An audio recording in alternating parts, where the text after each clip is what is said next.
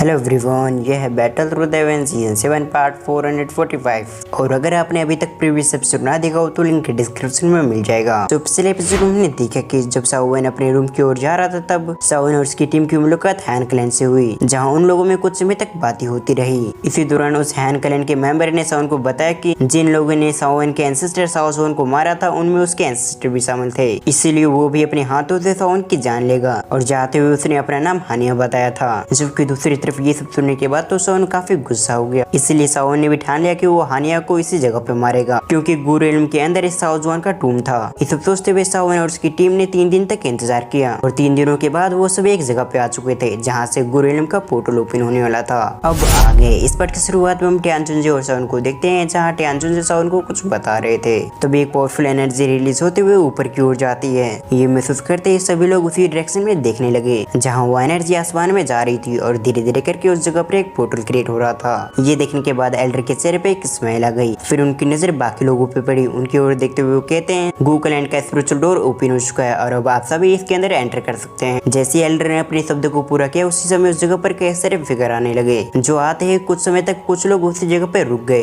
क्योंकि इन्हें लग रहा था कि इस डोर के अंदर कुछ गलत ना हो, क्योंकि अगर ऐसा हुआ तो शायद वो इसके अंदर मारे जाएंगे। लेकिन हर व्यक्ति एक जैसा नहीं सोचता, इसलिए हम बाकी लोगों को देखते हैं जो काफी आसानी से उसके अंदर एंटर कर गए, क्योंकि ये लोग जानते थे कि गूकलैंड काफी पावरफुल है, इसलिए भला गूकलैंड उन्हें चोट क्यों पहुंचाएगा। इन लोगों को पोर्टल के अंदर जाते हुए देखकर बाकी लोग भी पोर्टल के अंदर जाने लगे और कुछ सेकंड के अंदर कई सारे लोग उस पोर्टल के अंदर एंटर कर गए, पर इसके बावजूद उस पोर्टल को कुछ भी नहीं हुआ। ऐसा लग रहा था जैसे कि गूकलैंड का पोर्टल काफी ज्यादा पावरफुल है। फिर सीन शिफ्ट क्रम सावन के ग्रुप को देखते हैं, जो कुछ समय के लिए देखकर सरप्राइज हो गए थे। तभी सावन अपनी टीम से कहता अब हमें भी आगे चलना चाहिए। ये कहने के साथ ही सावन आगे बढ़ गया, जबकि सावन की टीम उसे फॉलो करने लगे। फिर सीन शिफ्ट क्रम उस पोर्टल के आजू बाजू देखते हैं, जहाँ गूकलैंड के कई सारे गार्ड्स मौजूद थे, जबकि उन गार्ड को लीड करने के लिए उस जगह पर लिंक 1 और सेकंड कमांडर मौजूद थे। तभी सेकंड कमांडर की नजर भी सावन पे पड़ गई, जो फिलहाल उसी की ओर आ रहा था। ये देखते ही सेकंड कमांडर का एक्सप्रेशन चेंज हो गया। फिर उसकी नजर एल्डर पे पड़ी, जो अभी किसी और काम में बिजी थे, इसीलिए सेकंड कमांडर इस मौके का फायदा उठाते हुए सावन के रास्ते में आ गया।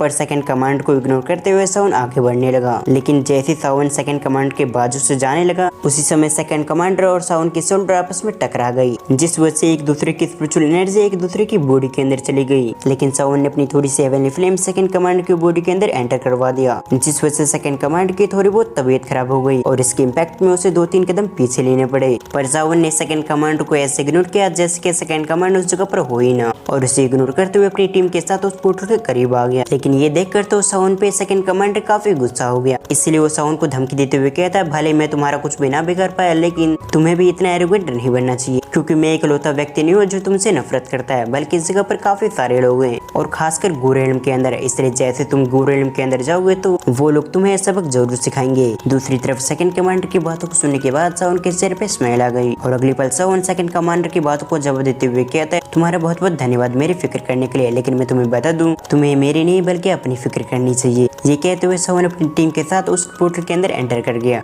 जबकि सावन के आखिरी शब्द को सुनने के बाद तो सेकंड कमांडर अपने दांतें बीचने लगा, पर उसके कुछ कहने से पहले उसके मुंह से खून निकलने लगा और अगले पल उसने अपने दूसरे हाथों से अपने पहले हाथों के शोल्डर पे ले गया, जहाँ वो टच करते हुए कहता है, इसकी हेवनली फ्लेम सचमुच काफी पावरफुल है। दरअसल जब सावन ने इसकी बॉडी के अंदर हेवनली फ्लेम को डाला था तब सेकंड कमांडर को काफी तकलीफ हो रहा था, लेकिन वो सावन के सामने कमजोर नहीं पड़ना चाहता था, इसलिए वो काफी समय से हेवनली फ्लेम को सह रहा था और अब सावन के जाते वो कमजोर हो गया। इस सोचते हुए अपने मन में सावन को गालियां देने लगा। फिर सीन शिफ्ट क्रम एक ब्यूटीफुल सी जगह को देखते हैं, जहाँ को देखते हुए कई सारे लोग काफी खुश हो गए थे। तभी उस जगह पर कुछ लोग और टेलीपोर्ट हो गए। वो उस जगह पर आते हुए कहते, तो ये गूकलैंड है, सचमुच ये तो काफी ब्यूटीफुल है और तो और इस जगह की एनर्जी भी काफी प्योर है, इसलिए ही इस जगह पर इतने सारे डॉजिंग एक्सपर्ट्स मौजूद हैं। फिर सीन शिफ्ट क्रम उसी जगह पर एक पोर्टल को देखते हैं, जिसके अंदर से कई सारे लोग टेलीपोर्ट होकर इस जगह पे आ रहे थे। तभी उस जगह पर सावन का ग्रुप भी टेलीपोर्ट हो गया। इधर सावन आसपास का नजारा देखते हुए शॉक्ड होते हुए कहता है, इस जगह तो सचमुच काफी कमाल की है, आज से पहले मैंने ऐसी जगह नहीं देखी जहाँ पर इतनी प्योर एनर्जी हो। और तो और कोई व्यक्ति बाहर से आकर इस जगह पर कल्टिवेशन करता है तो बाहर के मुताबिक इस जगह पर 2 गुना कल्टिवेशन कर पाएगा,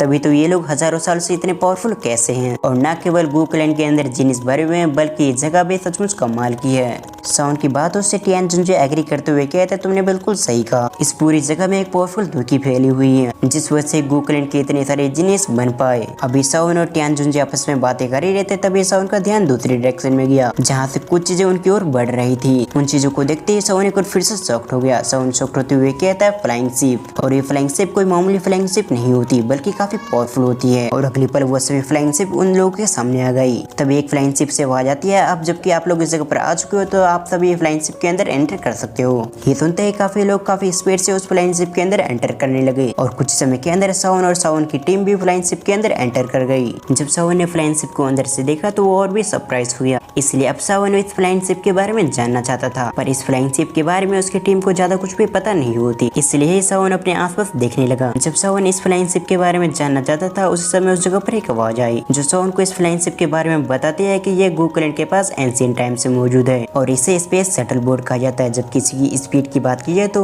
इसे पिक ऑफ डॉजिंग का एक्सपर्ट भी नहीं पकड़ सकता, लेकिन आज के समय ये स्पेस शटल बोर्ड काफी खास हो चुकी है। ये सुनते साउन और साउन की टीम उस व्यक्ति को देखने लगी जो अभी ये सब कह रहा था। तभी साउन उस व्यक्ति को ग्रीट करते हुए कहता है, मुझे इस फ्लाइंग शिप के बारे में बताने के लिए आपका बहुत बहुत धन्यवाद। ये सुनते उस व्यक्ति के चेहरे पे स्माइल आ गई। फिर वो अपनी आइडेंटिटी को रिवील करते हुए कहता है, मेरा नाम हाउसवान है और तुम मेरे सामने इतना पोलाइट व्यवहार मत करो। जिन बातों पे साउन भी नोट करते हुए उसे अपनी आइडेंटिटी बताने लगा, पर इससे पहले साउन उसे अपना नाम बताता उससे पहले वही व्यक्ति उससे कहता है, मैं तुम्हें जानता हूँ, तुम पेल गैदरिंग कंपटीशन को जीत चुके हो जबकि तुम्हारा नाम साउन है। ये सुनते ही साउन भी एग्री करता है। फिर साउन हाउसवान की ओर दिखते हुए कहता है, अगर मैं गलत नहीं हूँ तो आप जरूर यान क्लैन से होंगे। जिस पर हुआ जून एग्री करते हुए कहता है, आपने बिल्कुल सही आइडेंटिटी गेस किया है और जहाँ तक रही हम दोनों के क्लैन रिलेशनशिप के बारे में, हमारा यान क्लैन पास्ट में साउन क्लैन का अच्छा दोस्त रहा है और मैं ये जानना चाहता हूँ क्या मिस्टर साउन हेवनली टूम के अंदर जाने के लिए आए हैं। दूसरी तरफ साउन हेवनली टूम का नाम सुनते ही सरप्राइज हो गया क्योंकि हेवनली टूम की ज्यादा जानकारी साउन के पास नहीं है। जबकि दूसरी तरफ हुआ जून भी सरप्राइज हो गया, लेकिन जल्दी उसे समझ में आ गया कि हेवनली टूम के बारे में साउन को ज्यादा इन्फॉर्मेशन नहीं है। इसलिए हुआ जून साउन से माफी मांगते हुए कहता है, मुझे माफ करना, पर मैं इस चीज को भूल गया था। जब से साउ जुआन की मौत हुई तब से कोई भी साउ क्लैन का मेंबर गूकलैंड के अंदर नहीं है, इसीलिए उसे हेवनली टूम के बारे में ज्यादा इन्फॉर्मेशन नहीं है और शायद इसी वजह से मिस्टर साउन को हेवनली टूम के बारे में कुछ भी पता नहीं। ये सुनने के बाद साउन भी हेवनली टूम के बारे में जानने के लिए काफी क्यूरियस हो गया था। इसीलिए साउन हाउसवान से कहता है, अगर तुम्हें कोई दिक्कत ना हो तो तुम हेवनली टूम के बारे में मुझे कुछ बता दो। साउन की इन बातों को सुनने के बाद हाउसवान भी इसके लिए एग्री हो गया क्योंकि ये बात है ज्यादा सीक्रेट नहीं था।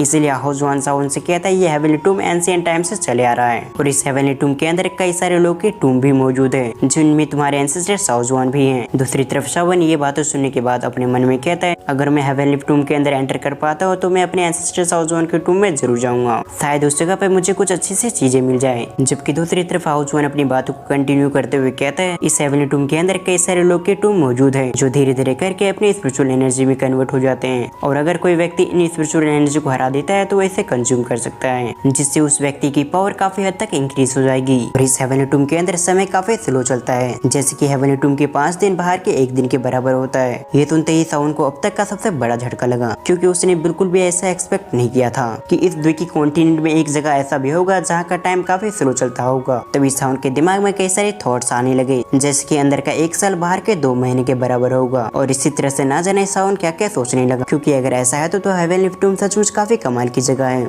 जहाँ पर कोई भी व्यक्ति जाकर अपनी कल्टीवेशन को काफी इजीली कर सकता है, जिससे एक कमजोर व्यक्ति भी कुछ सालों के अंदर ही काफी पावरफुल हो जाएगा। जब सावन ये सब सोच रहा था तब दूसरी तरफ हाउसवान भी समझ गया आखिर सावन क्या सोच रहा होगा, इसलिए वो सावन से कहता है, तुम जैसा सोच रहे थे बिल्कुल भी कुछ भी नहीं है क्योंकि 8 ग्रेट क्लैन के बीच में एग्रीमेंट हुआ था जिसके मुताबिक ये लोग हर 20 साल के बाद हेवनली टूम को ओपन करेंगे, सिर्फ 3 साल के लिए, यानी कि बाहर के टाइम की बात की जाए तो यानी कि 6 महीने। और इसके साथ ही साथ इस हेवनली टूम के अंदर वही जा सकते हैं जो 8 ग्रेट क्लैन से बिलोंग करते हो, इसके अलावा कोई भी व्यक्ति नहीं जा सकता। ये सुनती सावन अपना अगला सवाल करता है कि इस हेवनली टूम के अंदर मैं भी जा सकता हूँ क्योंकि अगर सावन इस हेवनली टूम के अंदर जाकर कल्टीवेशन करे तो उसे फायदा मिलेगा। जबकि सावन की इस सवाल को सुनने के बाद हाउसवान कुछ समय के लिए सरप्राइज हो गया, लेकिन कुछ समय सोचने के बाद वो कहता है, भले आपका क्लैन डिस्ट्रॉय हो चुका हो लेकिन इसके बावजूद आप इसके अंदर जा पाओगे क्योंकि भले ही साउ क्लैन की पावर काफी घट चुकी हो लेकिन इसके बावजूद तुम साउ क्लैन के एक मेंबर हो। मगर इस जगह पर कुछ ऐसे भी लोग हैं जो तुम्हें हेवनली टूम के अंदर नहीं जाने देंगे, इसलिए तुम्हें हेवनली टूम के अंदर जाने से पहले उनका सामना करना पड़ेगा। साथ ही तुम्हारी स्ट्रेंथ को देखते हुए मैं बता सकता हूँ कि तुम उन ट्रेवल का सामना कर पाओगे। हाउसवान की पूरी बात सुनने के बाद सावन एक बार फिर से उसे ग्रीट करते हुए कहता है, इस पूरी इन्फॉर्मेशन के लिए तुम्हारा बहुत बहुत धन्यवाद। इसका रिप्लाई करते हुए हाउसवान कहता है, ये तो बस एक छोटी सी बात थी, इसलिए तुम्हें मुझे धन्यवाद नहीं कहना चाहिए और अगर तुम सचमुच हेवनली टूम के अंदर एंटर कर गए तो हम दोनों उस जगह पर टीम बनकर काम कर सकते हैं क्योंकि हेवनली टूम के के अंदर हमारे साथ हमारे दुश्मन भी चलेंगे और तुम्हारी तरह मेरे भी कुछ पुराने दुश्मन हैं, इसलिए हम दोनों मिलकर काम कर सकते हैं। ये सुनने के बाद साउंड ने भी इग्नोर कर दिया और इसी सीन के साथ हमारा ये पार्ट यहीं पर एंड होता है। आपको आज की एक्सप्लेनेशन कैसे लगी आप मुझे कमेंट करके जरूर बताएं और इस वीडियो का लाइक टारगेट है 800 में, उम्मीद करता हूँ कि आप इसे कंप्लीट करेंगे। सो वीडियो को फुल वॉच करने के लिए थैंक्स फॉर वॉचिंग और बाय।